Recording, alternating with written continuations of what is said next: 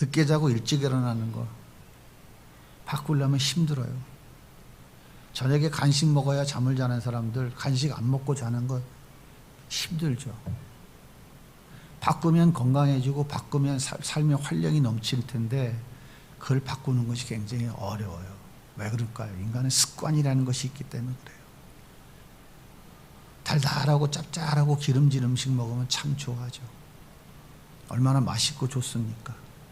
근데 이거를 건강이 나쁘니까 저음식으로 채식으로 바꾸려고 그러면 보통 스트레스를 받고 보통 어려운 게 아니죠. 그게 쉬워봐요. 고지혈증 약이 필요할까요? 그게 쉬우면은 뇌출혈, 고혈압 이런 것이 생길까요? 그런 거 없죠. 근데 그거 바꾸는 것이 쉽지가 않아요. 그래서 건강이 나쁘면서도 그것을 바꾸지 못합니다. 운동해지면 건강해지고 긍정적인 말투로 바꾸면 모두가 행복해질 수 있어요. 똑같은 말을 해도 어떤 사람은 긍정적으로 얘기하고 듣는 사람이 편하게 이야기하는 사람이 있는가 하면 똑같은 말을 해도 그냥 사람의 가슴을 칵칵 후벼파는 말투를 하는 사람들도 있어요. 본인은 잘 모르죠. 이걸 바꾸기만 하면은 풍성해지고 행복해질 텐데 우리가 가지고 있는 그 습관, 우리의 생각들을 바꾸는 것이 결코 쉽지가 않다는 것입니다. 바꿔야 돼요. 바꾸면 풍성해집니다. 바꾸면 행복한 삶을 누릴 수 있어요. 주님은 우리에게 바꾸기를 굉장히 원하십니다. 오늘 말씀에 보면 솔로몬이 왕위에 올랐어요. 그러자 솔로몬이 천부장, 백부장을 비롯한 모든 백성들의 지도자들과 함께 그리고 많은 백성들을 데리고 기브온 산당으로 올라갑니다. 그곳에서 1000번제를 드려요. 당시에는 아직 성전이 지어져 있지 않았기 때문에 하나님의 법궤는 다윗 성 안에 있었고 산당은 모세 때 만들어진 가장 큰 산당 기브온 산당에 올라가서 하나님께 제사를 지내고 했습니다. 그래서 당시에 솔로몬이 기브온 산당에 올라간다는 것은 잘못된 것이 아니라 합법적인 것이었어요. 나중에 성전이 건축된 이후에 그 산당을 우상 숭배의 장소로 뒤바꿔버린 것이 문제였는데 이때는 합법적인 제사의 장소였습니다. 솔로몬이 이곳에 올라가 1000번제를 드렸어요. 1000번제를 드렸다는 얘기는 제사를 1000번 드렸다는 얘기가 아닙니다. 여러분 과거에 1000번제 교회에서 많이 해보셨죠?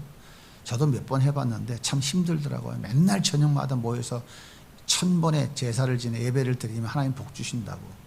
성경에서 말하는 1000번제는 그런 뜻이 아니에요. 제물을 1000마리를 드렸다라는 얘기이지 예배를 1000번 드렸다는 이야기가 아닙니다. 그래서 1000번제는 한 번에 드렸을 수도 있고 아니면 짧은 시간 안에 드려진 제물일 수도 있어요. 아무튼 1000번의 제사가 아니라 단번에 드려진 제물이었다라고 하는 의미를 우리가 오해를 하면 안 됩니다. 이것은 대규모의 희생제사예요. 희생제사. 하나님께 전적인 위탁과 헌신을 다짐하는 제사가 바로 이 희생제사 번제입니다. 그럼 왜 솔로몬은 왕위에 오르자마자 이렇게 기브온 산당에 올라가서 1000마리의 제물을 하나님께 드리는 이런 거대한 제사를 드려야 되겠다라고 생각했을까요? 여러분 솔로몬이 누구입니까? 그의 어머니가 누구예요? 밧세바입니다. 밧세바는 어떤 사람이에요? 다윗의 충성스러운 부하장수 우리아의 아내잖아요. 그 아내를 뺏기 위해서 그 충성스러운 우리아 장군도 죽여버렸어요. 그리고 우리아가 장사가 끝나자마자 밧세바를 데려다가 결혼까지 했습니다. 합법화 시킨 거죠. 하나님이 이 사건을 어떻게 여기셨습니까? 악하다고, 아주 악하다고 무자비하게 하나님께서 진노하셨던 사건이에요. 그러니까 다윗에게는 여러 왕이 있었지만 이 밧세바가 물론 결혼을 해서 합법화 시켰지만 가장 바람직하지 못한 그런 여자였어요. 주변의 사람들도 마찬가지 그렇게 인식했고, 다윗에게는 여러 훌륭한 출중한 아들이 많이 있었습니다. 다윗의 왕위를 이어받을 자녀들이 많았어요. 그런데 왕 안 시켜주니까 반란 일으키려고 했던 거잖아요. 그런데 그 바르지 못했던 여자가 낳은 아들, 가장 막내 아들, 이 솔로몬을 왕위에 세운 겁니다. 솔로몬은 자신을 알았어요. 아, 나같이 이렇게 족보도 참 거지 같은 족보에다가 별 볼일 없는 나를, 힘없는 나를, 연약한 나를 하나님이 아버지의 뒤를 이어 왕위에 세우셨으니 너무너무 감사합니다.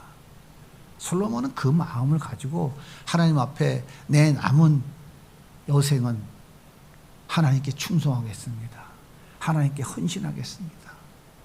하나님 감사합니다. 충성과 헌신을 다짐하는 일천번제를 지금 솔로몬이 하나님께 드리고 있는 겁니다. 그런데 하나님이 솔로몬의 그 모습을 보시고 너무 기쁘셨어요. 너무 기쁘셨어요. 그래서 하나님이 그 일천번제를 드리는 그 자리에 찾아오셔서 솔로몬에게 묻습니다. 솔로몬아, 내가 너에게 무엇을 줄까? 너는 나한테 한번 구해봐라. 그랬더니 솔로몬이 이렇게 하나님께 말합니다. 하나님, 나는 연약하고 부족한 존재입니다. 나는 왕이 되긴 했지만 이 많은 하나님의 백성들을 바르게 가르칠 만한 힘과 능력이 없습니다. 이 백성들을 잘 가르칠 수 있도록 나의 지혜와 지식을 주시옵소서. 하나님이 너무 기쁘셨어요. 야, 솔로몬아, 너는 어떻게 영광을 구하지 않고 재물도 구하지 않고 너를 죽이려고 주변에 지금 수많은 정적들이 지금 칼을 들고 숨어 있는데 그들을 다 죽여달라고 말하지도 않고 어찌하여 나의 백성들을 하나님의 백성답게 살아가도록 잘 가르칠 수 있는 지혜를 달라고 구하느냐? 솔로몬아, 내가 너무나 기쁘다. 그래, 내가 너의 기도를 들어주마 하면서 하나님께서 이전에도 없고 이후에도 없을 놀라운 지혜를 솔로몬에게 주셨어요. 뿐만 아니라 하나님이 네가 구하지도 않은 것, 부와 명예와 재물, 내가 이 모든 것을 너에게 더하여 주겠다. 하나님이 그렇게 대답하셨어요. 오늘 말씀 11절과 12절의 말씀을 같이 읽어보겠습니다. 시작. 하나님이 솔로몬에게 이르시되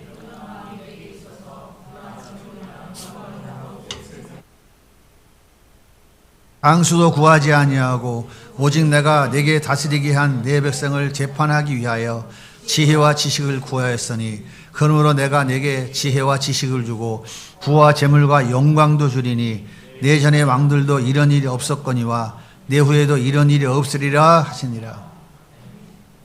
하나님은 구하지도 않은 부와 재물, 영광과 장수, 그리고 원수 진멸이 아닌 내 백성을 잘 다스릴 지혜까지도 부어주셨어요. 그러면서 뭐라 그래요? 내 전의 왕들도 이런 일이 없었거니와 내 후에도 이런 일이 없으리라. 솔로몬의 지혜는 역사가 끝날 때까지 이보다 더 능한 지혜를 가진 자는 없다 이 말이에요. 그러니까 이 세상에서 아무리 똑똑한 천재도 솔로몬이 가진 지혜보다 더 능한 지혜를 가진 자는 아직 없었다. 앞으로도 없을 것이다. 하나님이 그렇게 약속하셨어요. 그런데 성경은 참 재미있어요. 약속만 한 것이 아니고 그대로 실제로 하나님이 실행하셨다는 이야기를 계속해서 이어서 말씀하고 있습니다. 오늘 말씀 14절에 보십시오. 병거를 1400대. 다윗성을 지키는 병거가 1400대, 마병이 12,000명. 병거가 1400대라는 것은 요즘 말로 하면 탱크가 1400대가 있다는 얘기입니다. 1400대. 1400대가 예루살렘과 다윗성을 호위하고 지키고 있다는 거예요. 1400대 탱크가, 예루살렘이 얼마나 큰 줄 아십니까? 손바닥만 해요. 750m 고지 위에 손바닥만한 동네예요. 1400대 마차가 포진을 하고 있는 것 이 자체가 기적 같은 일이에요. 엄청난 겁니다. 그런데 더 재밌는 것은 은금이 돌같이 흔했대요. 은금이. 얼마나 금이 많았으면 돌처럼 흔했다고 표현할까요? 당시의 최고의 건축자재가 뭐냐면 백향목이에요.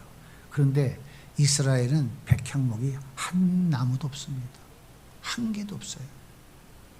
그런데 놀라운 사실은 나무 한 그루 없는 이 백향목이 이스라엘 땅에 뽕나무처럼 흔했다는 거예요. 얼마나 많은 하나님이 복을 내려주신 겁니까? 좀 실감이 안 가죠? 말씀해 보면 병거 한 대의 가격이 600세켈이다 라고 얘기해요. 당시에 병거 한 대의 가격이 600세켈. 여러분, 한 세켈은 노동자 하루 임금입니다. 하루 임금. 요즘 가격으로 따지면 얼마예요?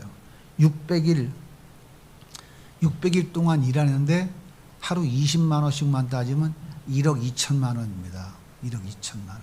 당시 병거 한 대 가격이 얼마나 비쌌는지 아시겠죠? 이게 몇 대라고요?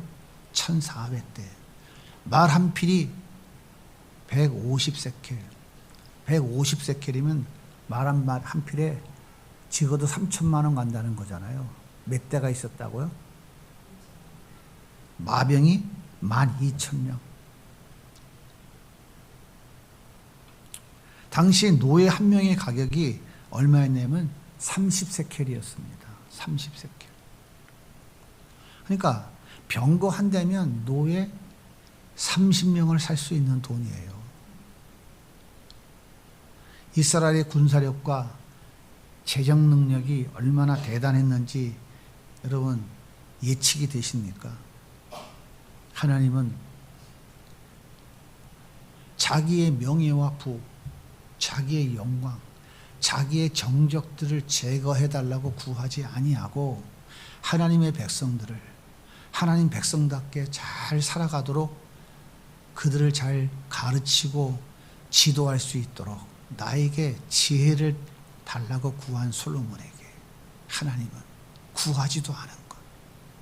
세상 사람들이 그렇게 부러워하는 부귀 영화를 물붓듯 그 솔로몬에게 부어주셨다라고 하는 거예요. 솔로몬은 왜 지혜와 지식을 구했을까요? 도대체 이유가 뭘까요? 왜 솔로몬은 지혜와 지식을 구했을까요? 우리는 여기서 중요한 사실을 꼭 기억해야 돼요. 솔로몬은 나는 이스라엘의 왕이지만 내가 실질적인 왕은 아니다. 하나님은 하나님의 백성, 이스라엘 백성들을 잘 다스리기 위해서 대리 통치자인 나를 왕으로 세우신 것뿐이다. 나는 이스라엘의 실질적인 왕이 아니라 하나님이 세우신 대리 통치자이다. 하나님이 말씀하시면 그 말씀을 이 백성들에게 잘 전하고 하나님이 깨닫게 하시는 걸 이 백성들에게 잘 알려주어서 이 백성들로 하여금 하나님을 잘 섬기는 하나님 백성으로 살아가게 만들어야 할 대리 통치자일 뿐이다. 이 사실을 솔로몬은 잊지 않고 있었어요. 그래서 자신의 왕권 강화가 아니고 자기 왕국을 건설할 목적이 아니라 하나님의 뜻을 이루는 하나님의 의를 이루는 대리 통치자로서의 자기 사명을 감당하기 위해서 세상 모든 사람들이 그렇게 구하고 구하는 부와 명예와 재물과 건강 구하지 아니하고 하나님의 지혜를 구했던 거예요. 예수님께서 우리에게 뭐라고 말씀하십니까? 마태복음 6장 33절에 너희는 먼저 그의 나라와 그의 의를 구하라. 그리하면 이 모든 것을 너희에게 더하시리라.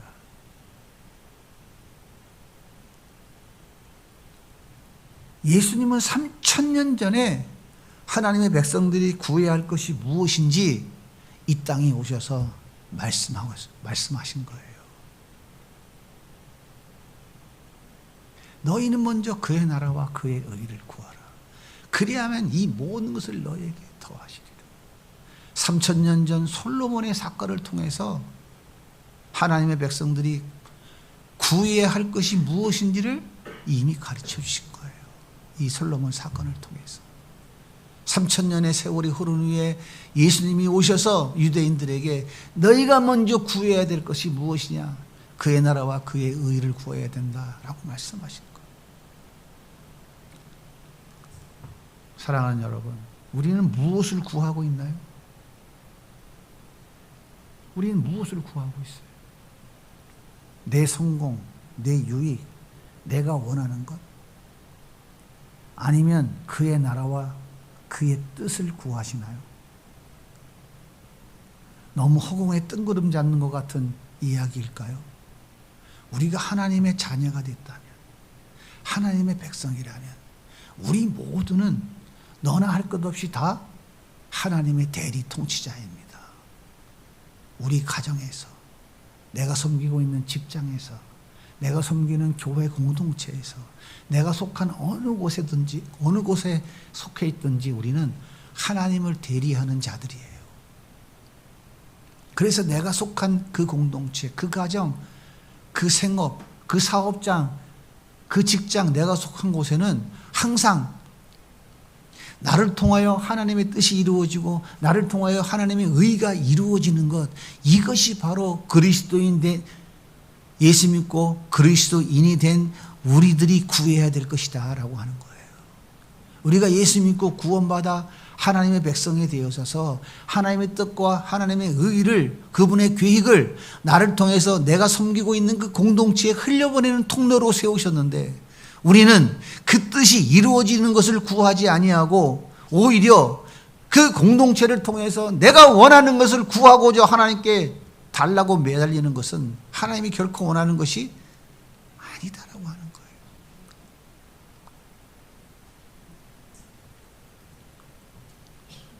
우리가 구하는 것,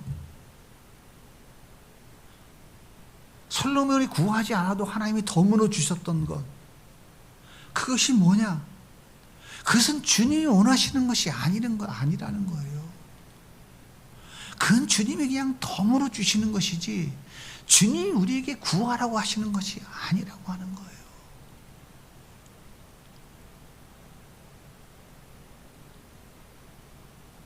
그럼에도 불구하고 우리는 왜 내가 원하는 것을 구할까요? 대리 통치자로서 하나님의 뜻이 나를 통하여 이루어지는 것을, 이루어지기 위하여 하나님께 필요를 구하는 것이 아니라 왜 전부 나의 유익과 내가 원하는 것만 그렇게 열심을 다해 구하고 있는 걸까요? 이것이 왜 바뀌지 않을까요? 그 이유는 타락한 인간의 본성은요, 자기 중심적으로 변질되어 있기 때문에 안 되는 거예요.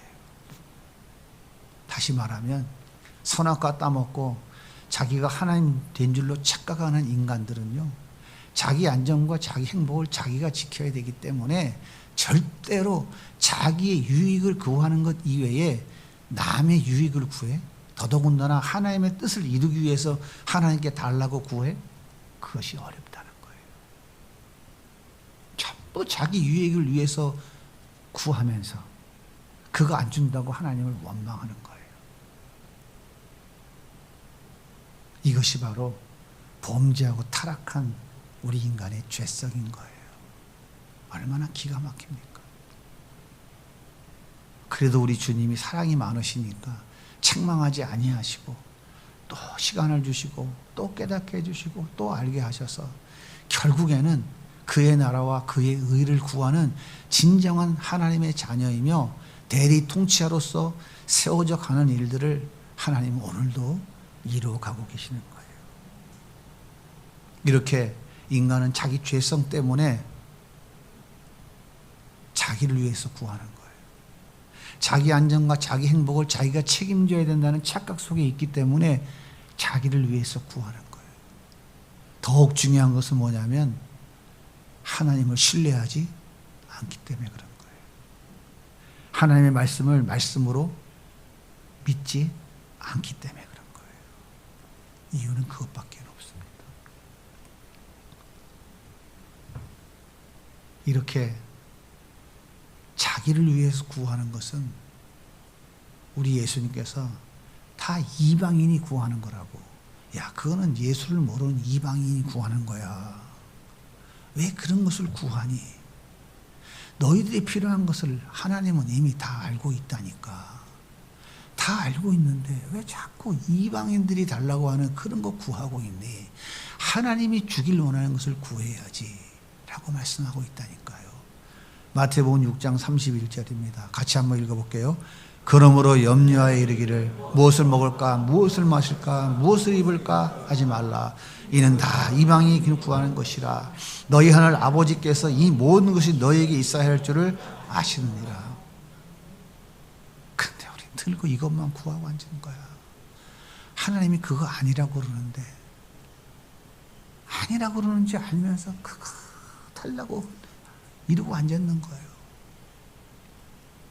그거는 누가 구하는 거라고요? 이방인이 구하는 거라고요. 이방인은 예수를 알아요, 몰라요? 모르죠. 그러면 이방인이 구하는 것을 구하는 사람들은 어떤 사람이라는 거예요? 예수 모르는 사람이라는 거예요. 예수가 없는 사람이라는 거예요. 근데 자기는 예수가 있는 것처럼 착각하고 있다니까요.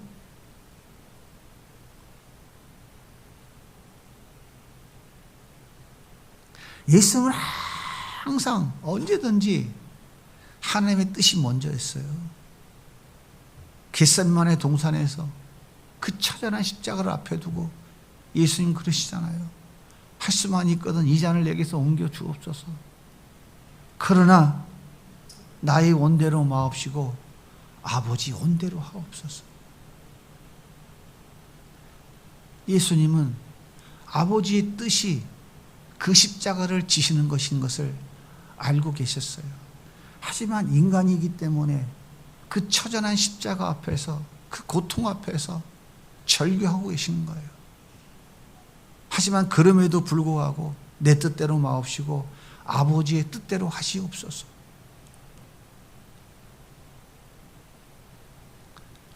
예수님은 이 땅의 삶을 살아가면서 늘 양식으로 먹으셨던 것이 무엇입니까?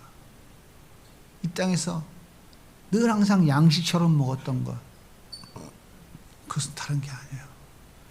나를 보내신 이의 뜻을 행하는 것이고 그것을 이루는 거예요. 이것이 예수님은 나의 양식이라고 말씀하세요. 내가 먹고 사는 것은 다른 게 아니다.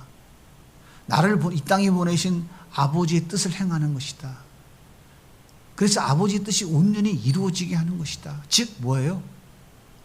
십자가 지는 것. 이것이 예수님의 가장 중요한, 가장 우선된 일이었어요.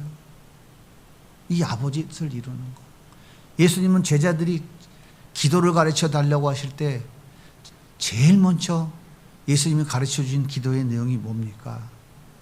그러므로 너희는 이렇게 기도하더라. 하늘에 계신 우리 아버지여, 이름이 거룩히 여김을 받으시오며 나라가 임하옵시며 뜻이 이루어진 것 같이 땅에서 이루어지이다.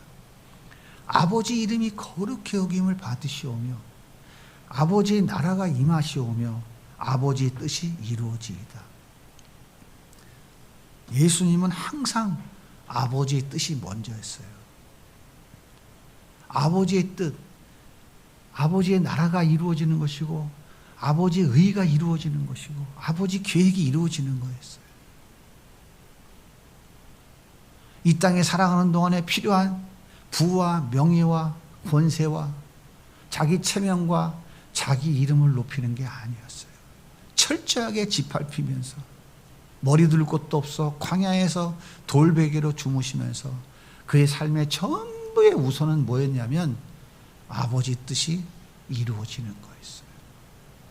예수님은 결국은 십자가에서 죽으셨고 아버지 뜻을 이루셨을 때 하나님은 자기 아들을 가장 존귀하게 높여주셨습니다. 우리는 그 존귀하게 높여주신 예수님과 함께 살아가는 사람들이고 그 존귀하게 높여주신 예수님의 신부로 지금도 살아가는 사람들이에요. 여러분 그렇게 믿으십니까? 하나님이 그렇게 존귀하게 높여주신 예수님의 신부로 예수님과 함께 예수님 품 안에서 살아가고 계십니까? 그렇다면 잠시 없어질 것들, 없어도 되는 것들, 그런 것들에 의하여 마음이 쏟아져서 그런 것에 의하여 주님을 버리고 그 길을 향하여 달려가는 것, 그것은 해야 될 일일까요? 해서는 안 되는 일일까요?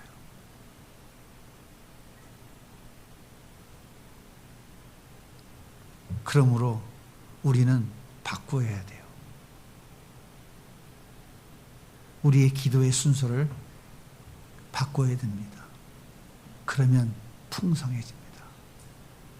바꾸셔야 돼요. 그의 나라와 그의 의, 나를 통하여 이루기 원하시는 아버지의 뜻을 이루어 주시옵소서. 나를 통하여 주님이 계획하신 그 뜻이 이루어질 수 있도록 나에게 은혜를 주시옵소서. 나는 부족합니다. 나에게 지혜를 주시옵소서. 주여 도와주옵소서.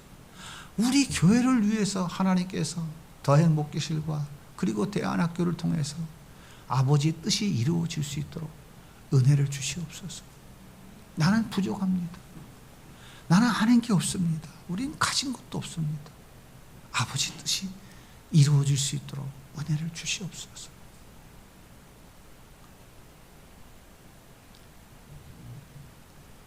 바꾸면 손해가 아니라 이익입니다. 나를 통해서 우리 가정이 하나님의 뜻을 이루는 가정 되게 해 주옵소서. 나의 허락하신 생업을 통하여서 하나님의 뜻이 이루어지고 하나님 나라가 확장되어져 가고 하나님의 계획을 이루는 생업이 되게 해 주옵소서. 장사 잘 되게 해주세요. 돈 많이 벌게 해주세요. 돈 많이 벌게 해주시면 하나님 위해서 쓸게요가 아니고 우리는 바꿔야 된다니까요. 하나님, 나를 통하여서, 우리 가정을 통하여서, 내게 허락하신 생업을 통해서, 나의 직장을 통해서 하나님의 뜻이 이루어지게 해 주옵소서. 하나님의 계획을 이룰 수 있도록 은혜를 주옵소서. 우리에게 주신 사명을 통하여서 주의 뜻이 이루어지게 해 주옵소서. 필요한 것을 주님 지혜를 주옵소서.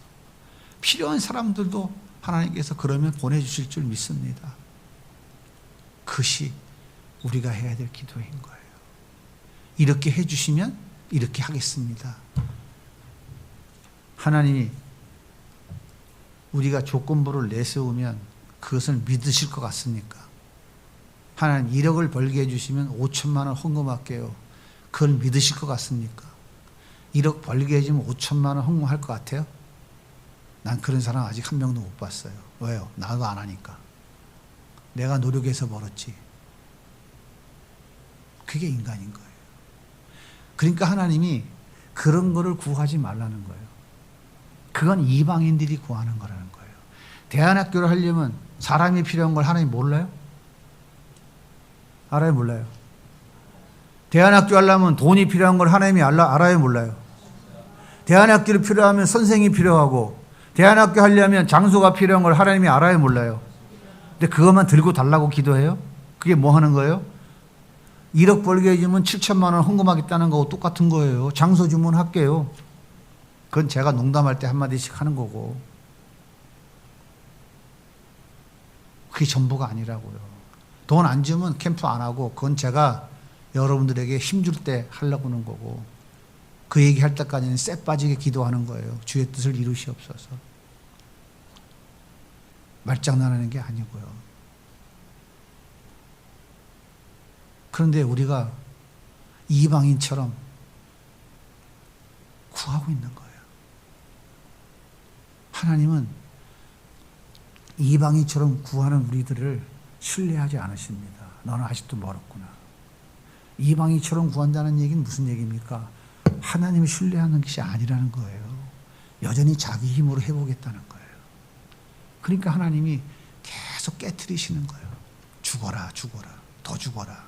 완전히 죽어서 두 손을 바짝 높이 들고 하나님이 하지 않으시면 불가능하니까 뜻대로 하시옵소서라고 두 손을 높이 들 때까지 하나님은 계속 짓밟으시는 거예요.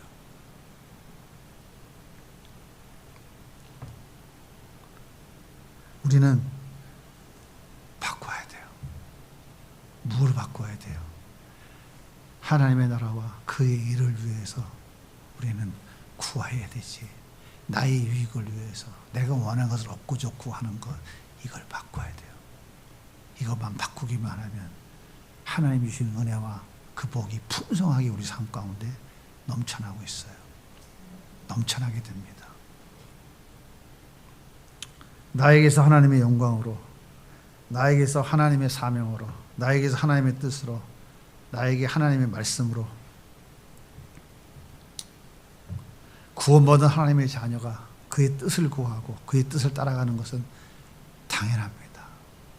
나머지는 이미 알고 계신 하나님이 더하여 주신다고 약속하셨습니다. 계속해서 내 것 구하고 내가 원하는 것 구하면서 하나님을 알라딘 요술 램프의 지니로 만들어가지 마십시오. 하나님을 하나님 되게 하십시다. 전능하신 하나님이라고, 하나님을 만나면 끝난 것이라고 말하면서 여전히 하나님을 내가 원하는 것을 이루어주는 요술 램프의 거인처럼 우리는 계속해서 그분을 만들어가면 안 된다는 거예요. 이제 우리는 순서를 바꿔야 돼요. 바꾸면 행복하고 바꾸면 정말 풍성해집니다. 하나님이 살아계셔서 어떻게 역사하시는지를 우리는 더 풍성하게 경험하게 될 것입니다. 사랑하는 성도 여러분, 잊지 마십시오. 우리 교회에 주신 사명은 무너져가는 대한민국, 다음 세대, 쓰러져가는 한국교회를 위해서 작은 불씨가 되어 그들을 살리는 데 힘을 모으라는 게 하나님의 뜻입니다. 제가 이 나이에 뭘 얻어먹겠다고 저런 걸 써붙여 놓고 힘들고 어렵게 살아가는 성도들에게 하나님의 뜻이 이거라고 외치고 있을까요? 저한테 돈이 생깁니까? 밥이 생깁니까? 이거 안 하면 저 편안하게 먹고 살 수 있잖아요. 이것이 하나님의 뜻이기 때문에. 그런데 사단은 절대 가만두지 않아요. 이것을 못하게 만들기 위해 사단은 절대 가만히 있지 않습니다. 여러분은 모르지만 치열한 영적 전쟁이 우리에게는 계속해서 지금 멸려오고 있어요. 우리는 정신을 똑바로 차려야 됩니다. 하나님 우리에게 맡겨준 사명을 위하여 우리는 한 걸음씩 한 걸음씩 기도하면서 걸어가야 됩니다. 이 영적 전쟁에서 쓰러지지 말고 우리는 다시금 우리의 기도의 우선순위를 바꿔가면서 하나님의 뜻을 이루기 위하여 한마음 돼서 한 걸음씩 걸어가면서 그 풍성한 은혜를 누리며 살아가게 되기를 주님의 이름으로 소원합니다.